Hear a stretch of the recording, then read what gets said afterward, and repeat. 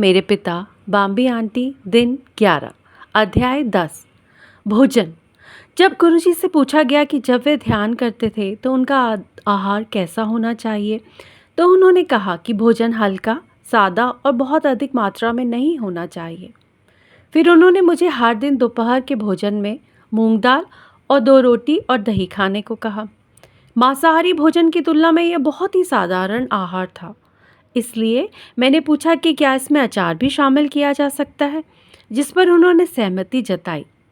1 साल बाद मैंने गुरुजी से कहा कि मैं अब ऐसा नहीं कर सकती, तो उन्होंने हंसते हुए कहा, छठ परे, दूध और पानी शरीर के लिए बहुत ज़रूरी है। उन्होंने कहा कि दूध एक उपहार है।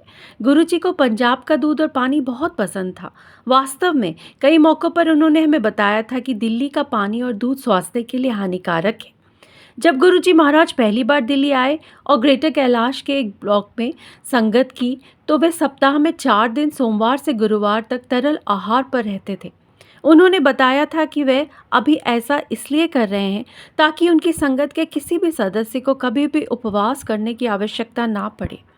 संगत केवल महाशिवरात्रि पर ही उपवास रखती थी। गुरुजी राम अवतार को अपने मोबाइल पर बुलाते थे और उन्हें मंदिर में मौजूद सभी लोगों से लंगर खाने और उपवास तोड़ने के लिए कहने का निर्देश देते थे। शुरू में जब हम गुरुजी से मिले तो मैंने उनसे पूछा, आप हमें मांसाहारी भोजन क्यों खाने देते हैं? जिस पर उन्होंने जवाब दिया, अगर मैं तुमसे कहूँ कि आज से खाना बंद करो, तो क्या तुम खाना बंद कर दोगे? और मैंने कहा, नहीं गुरुजी। उन्होंने कहा, कलयुग में गुरु को पहले खुद को साबित करना होता है। जब मैं खुद को तुम्हारे सामने साबित कर दूंगा, तब तुम्हारे पास मेरी बात सुनने का कारण होगा। इसलिए जब मैं खुद को तुम्हारे सामने साबित कर दूं और सही समय होगा, तब मैं तुम्हारा मांसाहारी भोजन बंद करा दूंगा। छुट्टियां मनाने बैंकॉक जाओ और आज ही निकल जाओ, यही हुक्म था। जाके हनीमून मनाओ।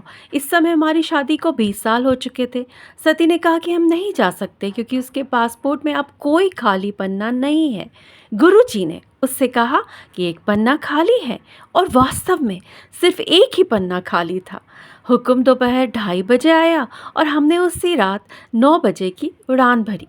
उड़ान के दौरान और अगले 2 दिनों तक जब भी मैं मांसाहारी भोजन का एक टुकड़ा अपने मुंह में लेती, मुझे मतली महसूस होती और मैं सोचती, अरे मेरी छुट्टियां बर्बाद हो गई, क्योंकि मुझे मांसाहारी भोजन खाना बड़ा पसंद था, हर तरह का। मुझे यह समझने में 2 दिन लग गए कि गुरु साहिब इस सब के पीछे हैं।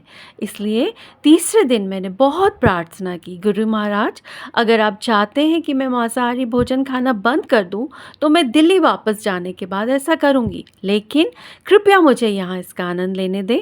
अगले दोपहर का भोजन बहुत ज़्यादा, जिसमें मैंने मेन्यू में मौजूद सभी मांसाहारी खाद्य पदार्थ खाए, जिससे मेरे पति और हमारे दोस्त हरपाल चावला, जो एक और खाने के शौकीन हैं, बहुत खुश हुए। मैंने ऐसे खाया जैसे मुझे पता हो कि कल फिर कभी नहीं होगा।